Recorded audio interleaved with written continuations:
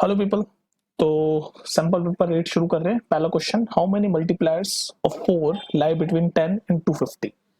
तो 4 के कौन कौन से मल्टीपल, मतलब कितने मल्टीपल, हाउ मेनी कितने मल्टीपल्स हैं 4 के 10 और 250 के बीच में। तो पहला तो हमें पता है 12, भाई 4 to 12। इसके बाद ऐसे 4 के मल्टीपल चल रहे हैं तो 4 4 का डिस्टेंस होगा ना, 12 60 20, और लास्ट होगा थोड़ा सा तो मैथ आपको पता होना चाहिए 248। ये चल रहा है। तो ये बेसिकली एपी का क्वेश्चन है जिसमें हमें ए पता है 12 है, टी एन यानी लास्ट टर्म पता है अपने को 248, डी पता है 4 4 ऐड हो रहे हैं, और बेसिकली हमें एन पूछना है हाउ मेनी। तो एन पूछ रहा है तो फॉर्मूला हमें पता है T N is equal to A plus N minus 1 D. फॉर्मूले में डालो सारी चीजें और एन की वैल्यू निकाल लो, आंसर आएगा 60। ठीक है, ओके। सो क्वेश्चन नंबर 2 देख रहे हैं हम। इसमें दे रखा है एक एपी जिसमें डी की वैल्यू -4 है, एन की वैल्यू 7 है, और ए एन या टी एन ए की बात होती है, ए एन की वैल्यू या टी एन की वैल्यू 4 है, और हमें पूछ रखा है एस सिक्स यानी सम। तो सम का फॉर्मूला ये होता है, सम के फॉर्मूले के लिए हमें एन पता होना चाहिए जो कि पता है यहाँ पर 6। ठीक है, ए पता होना चाहिए जो हमें नहीं पता, डी पता होना चाहिए जो कि पता है। तो हमें पहले सम निकालने के लिए पहले ए तो पता होना चाहिए, और ए पता होने के लिए हमें पहले ये वाला फॉर्मूला यूज करना पड़ेगा। तो इस वाले फॉर्मूले में ये वाली सारी चीजें डालो, ये n7d4 an। तो टी एन इस वाले फॉर्मूले में डाल रहा हूँ जो कि 4 है, ए की वैल्यू हमें निकालनी है, प्लस एन यहाँ 7 है, 7 माइनस 1 6, डी की वैल्यू -4। तो यहाँ से जो हम सॉल्व करेंगे ये -24 उधर जाके +24 हो जाएगा, तो ए की वैल्यू 28 आ गई। अब यहाँ पर हमें ये की वैल्यू हमने यहाँ निकाल दी 28। अब ये तीनों वैल्यू हमें पता है तो यहाँ से हम सम निकाल सकते हैं, यानी S6 की वैल्यू निकाल सकते हैं। निकाल लो, आंसर आ जाएगा। Question number 3 of sample paper 8, draw a circle of radius 3 cm from a point P 7 cm away from its center, draw 2 tangent to the circle। देखो कंस्ट्रक्शन का क्वेश्चन है और मुझे लग रहा है इससे मिलता जुलता या इस तरह का क्वेश्चन पेपर में आपके पूरे पूरे आने के चांस है। तो कंस्ट्रक्शन कैसे करेंगे मैं समझाता हूँ आपको। पहले एक सर्कल बनाओ 3 सेंटीमीटर रेडियस का। तो मान लो ये सर्कल बना लिया, ये ओ सेंटर है, ये 3 सेंटीमीटर रेडियस का। फिर एक पॉइंट पी जो कि उसी को अरे यार ये कट रहा होगा, ठीक है, ये इधर कर देता हूँ। पॉइंट पी एक्सटेंड हो रहा है, ठीक है। इस पॉइंट पी से और ये ओपी जो लाइन बनी है इसके हम परपेंडिकुलर बाइसेक्टर काट देते हैं। काट दिया, अब मान लो ये एम पे काटा। अब क्या करो, ये जो ओ एम है, ओ एम इसको रेडियस मान के एक सर्कल बनाओ डॉटेड। मान लो हमने ये ऐसे ऐसे डॉटेड सर्कल बना लिया। अब ये सर्कल मान लो ओरिजिनल सर्कल को यहाँ पर आर पे ये काट रहा है ना, और यहाँ पर एस पे काट रहा है, बस। अब पी आर ज्वाइन कर दो और पी एस ज्वाइन कर दो, ये तो टेंजेंट बन गई, देख लो। Question number 4, if the angle of elevation of top of a candle from two coin distant a centimeter and b centimeter, जहाँ पर a जो है b से बड़ा है, ब्रैकेट में दे रखा है, from its base and in the same straight line from an angle of 30 degree and 60 degree, find the height of a candle। तो ये हाइट एक कैंडल है, इसकी हाइट हमें फाइंड करनी है। एक कॉइन यहाँ रखा हुआ है जो बी डिस्टेंस पे उसके बेस से, और दूसरा कॉइन यहाँ रखा हुआ है जो टोटल डिस्टेंस ए पे है। तो पहले 1060 पे लगाओ, वही है अपना कॉन्सेप्ट। परपेंडिकुलर यानी एच, बेस यानी ये वाला बेस रहेगा सिर्फ बी। तो यहाँ से 1060 √3 होता है, तो एच की वैल्यू आ जाएगी √3b। ये इक्वेशन फर्स्ट हो जाएगी, ठीक है। अब 1030 पे लगाएंगे तो इक्वेशन 2 बनेगी। अब 1030 पे लगाओ, 1030 परपेंडिकुलर ये हाइट और बेस से पूरा, ये पूरे की हाइट ए ना ए। तो यहाँ से एच की वैल्यू आएगी 1030 1/√3 होता है, तो एच की वैल्यू आएगी a/√3। a/√3 ये इक्वेशन 1 हो गई, ये इक्वेशन 2 हो गई। इन दोनों को मल्टीप्लाई कर दो, एच की वैल्यू आ जाएगी। जब आप इक्वेशन 1 और इक्वेशन 2 को मल्टीप्लाई करोगे तो एच की वैल्यू √ab आएगी, जो कि answer. Question number 5, the sum of 4th and 8th term of an AP is 24 and the sum of 6th and 10th term of an AP is 44. Find the first 3 term of an AP।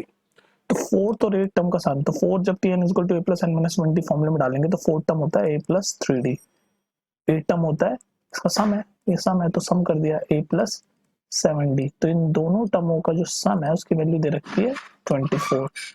तो इसको solve करो, क्या होगा 2a plus 10d is equal to 24। ये equation first बन गई। Similarly some of 6 term और 10 term is equal to 44। ऐसे ही करके एक इक्वेशन 2 बनेगी जिसकी वैल्यू होगी 2a plus 14d is equal to 44।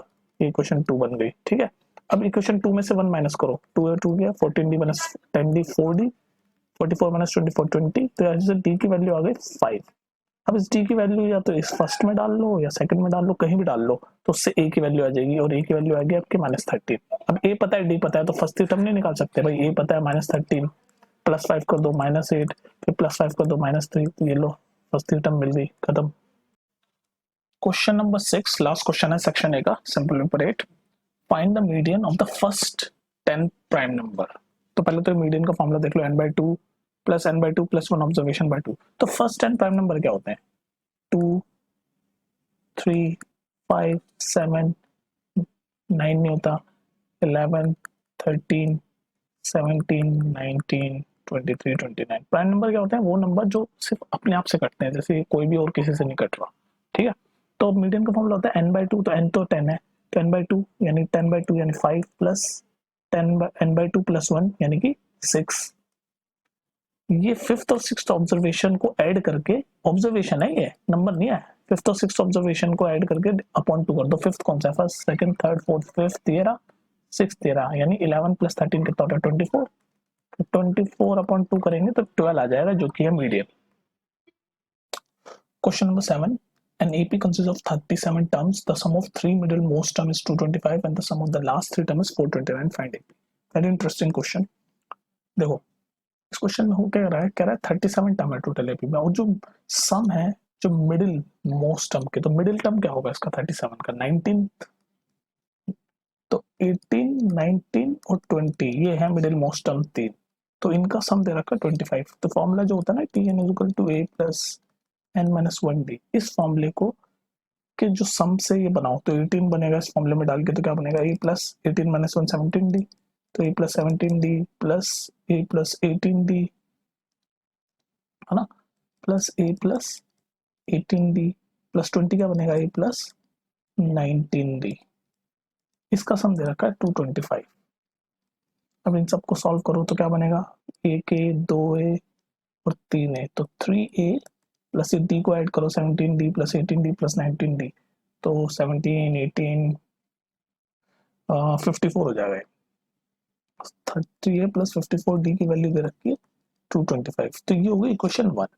Similarly last three term दे रखा, तो लास्ट थ्री टर्म कौन कौन से होंगे 37 टर्म में? 35, 36 और 37, ये होंगे ना लास्ट थ्री टर्म। ऐसे करके इस फॉर्मूले में डाल के एक और इक्वेशन बनेगी, वो इक्वेशन मैं आपको डायरेक्ट बता देता हूँ क्या बनेगी।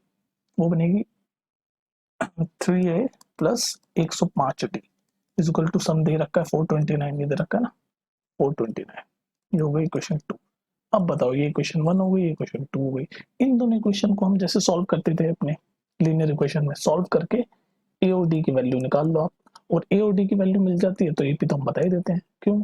ए फर्स्ट टर्म होता है और डी डी ऐड करते रहते हैं, तो बस फिर हम एपी बता देंगे। तो इन दोनों इक्वेशन को आप सॉल्व करो और नीचे कमेंट में लिखो क्या एपी आया। क्वेश्चन नंबर 8 देखते हैं। A hollow cylinder has solid hemisphere in one end and on another hand it is open. The cylinder is filled with water up to height 10 meter. Find the volume of water. और common diameter दे रखा है 8। तो देखो ये hollow cylinder मैंने बना रखा है और इसके बॉटम पे एक सॉलिड हेमिस्फीयर है, मैंने पिंक से बना रखा है, ठीक है, और पानी भरा हुआ है 10 मीटर की हाइट तक। तो ये पूछ रहा है इस पानी का वॉल्यूम, वॉल्यूम ऑफ वाटर, और कॉमन डायमीटर डी है तो यानी कि रेडियस 4 होगा। तो इस पानी की हाइट तक का वॉल्यूम निकालने के लिए हमें, ये सिलेंडर ही है, तो क्या करेंगे हम, पहले यहाँ पानी की हाइट तक का वॉल्यूम निकालेंगे सिलेंडर का। तो पाई आर ये रहा 4 पाई आर स्क्वायर और एच ये 10 हाइट, ये हो गया वॉल्यूम ऑफ सिलेंडर पानी की हाइट तक का। तो उसमें से हम ये तो माइनस करेंगे नीचे हेमिस्फीयर, तो हेमिस्फीयर का वॉल्यूम क्या होता है 2/3 पाई, और कॉमन है डायमीटर तो रेडियस का 4 होगा 4 क्यूब। बस इसको सॉल्व कर लो, आपका आंसर आ जाएगा, that's it. Solve this quadratic equation, root निकालने। तो देखो इसमें करने के तरीके दो तीन हो सकते हैं, पर एक सिंपल तरीका ये है, नॉर्मल कैलकुलेशन करते जाओ। एलसीएम ले लिया मैंने, प्लस एक्स प्लस 3 का स्क्वायर, राइट हैंड साइड तो 5/2 रहेगा। अब इसको खोल बोल के सॉल्व करते जाओ। ये तो एक तरीका ये होगा, या फिर एक तरीका ये होगा, ये देखो आप, ये और ये एक दूसरे के रेसिप्रोकल है, तो इसको अगर हम n मान लें फर्स्ट वाले को, तो दूसरा वाला n+1 हो जाएगा, 1+n हो जाएगा। बस इसको सॉल्व करते जाओ। तो n के लिए जब आप सॉल्व करोगे तो फिर उस n को x-3 अपॉन x+3 के इक्विवेलेंट करके x की वैल्यू आ जाएगी। मैं आंसर बता देता हूँ उसका 9 -9 9 होगा। खुद सॉल्व करो आप इसे। चलिए गाइस उस क्वेश्चन को देखते हैं। क्वेश्चन नंबर 10 है, इफ एन एक्सटर्नल पॉइंट, ये एक्सटर्नल पॉइंट है बी, ठीक है, और यहाँ से दो टेंजेंट जा रही है बीसी और बीडी, और ये पूरा एंगल है, ये दे रखा है डीबीसी 120 डिग्री, ये पूरा डीबीसी, ठीक है। तो हमें ये प्रूव करना है BC plus BD is equal to BO, यानी ये दोनों टेंजेंट का सम इस बीओ के बराबर हो। तो दोनों टेंजेंट इक्वल होती है जो एक्सटर्नल पॉइंट्स होती है, तो हमने एक ही ले ली, तो 2 लिख के 2bc। तो कैसे प्रूव करेंगे, देखो ये 90 डिग्री है। क्यों 90 डिग्री है? क्योंकि पॉइंट ऑफ कांटेक्ट और रेडियस 90 डिग्री एंगल बनाते हैं, और ये 60 हो जाएगा क्योंकि जो BO है ये एंगल बाइसेक्टर की तरह काम करेगी। तो पूरा 120 था तो हाफ 60 हो जाएगा। तो हम क्या करेंगे, cos 60 ले लेंगे। cos 60 क्या होता है? Base upon hypotenuse. तो बेस यानी BC और हाइपोटेनस यानी BO। इस एंगल में BOC में हमने लिया तो cos 60 की वैल्यू होती है 1/2 BC अपॉन BO। इसको BO को उधर भेजो, इज इक्वल टू 2BC। ये देखो कर दिया हमने प्रूफ। हो गया ना प्रूफ? तो चाहिए था answer. Question number 11, section C, sample paper 8. A man standing on the bank of a river observed that the angle of elevation of a tree on the opposite bank is 60 degree. When he moves 40 meter away from the bank, the angle of elevation changes to 30 degree. Find the height of a tree and width of a river. तो एक यहाँ पर ये एक river है, इसके opposite पे एक ट्री खड़ा है साइड का। तो यहाँ से मैन देख रहा है तो 60 डिग्री का एंगल बन रहा है। 40 मीटर दूर चला गया तो 30 डिग्री का एंगल बन रहा है।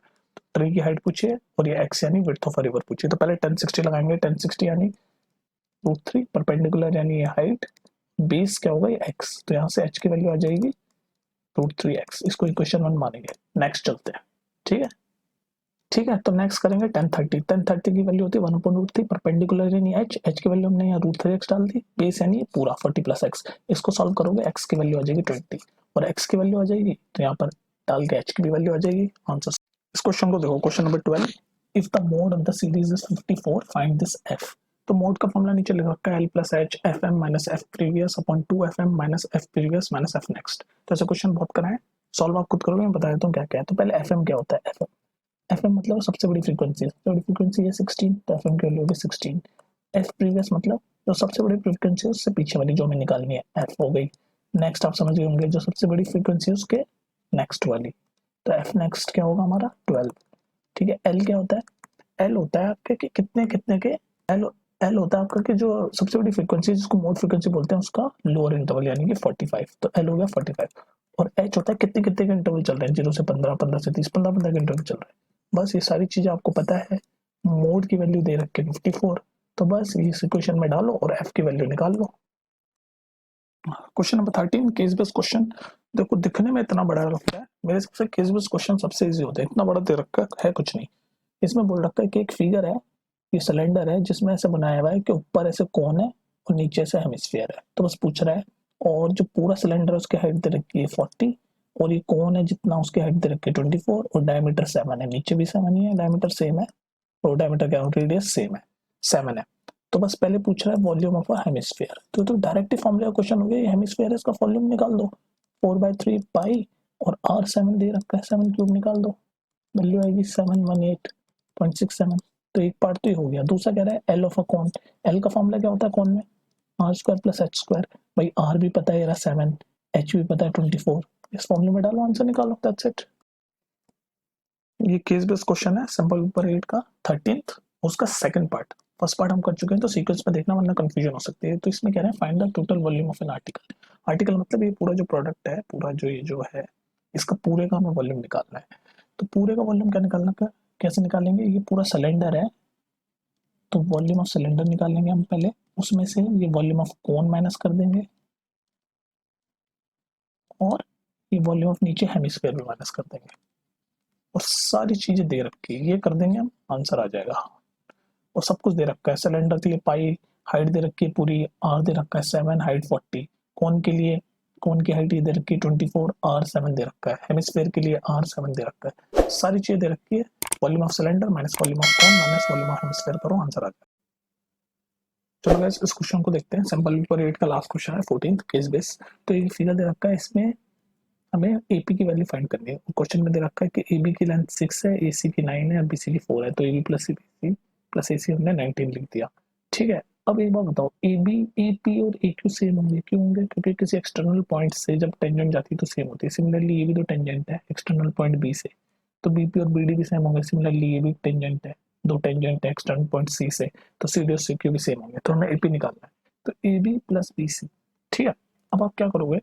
ठीक है, अब आप क्या करोगे, इस इक्वेशन में ए बी और बी सी को हम B D plus C D लिख सकते हैं। ये बी सी को B D plus C D लिख दे, plus A C is equal to 19।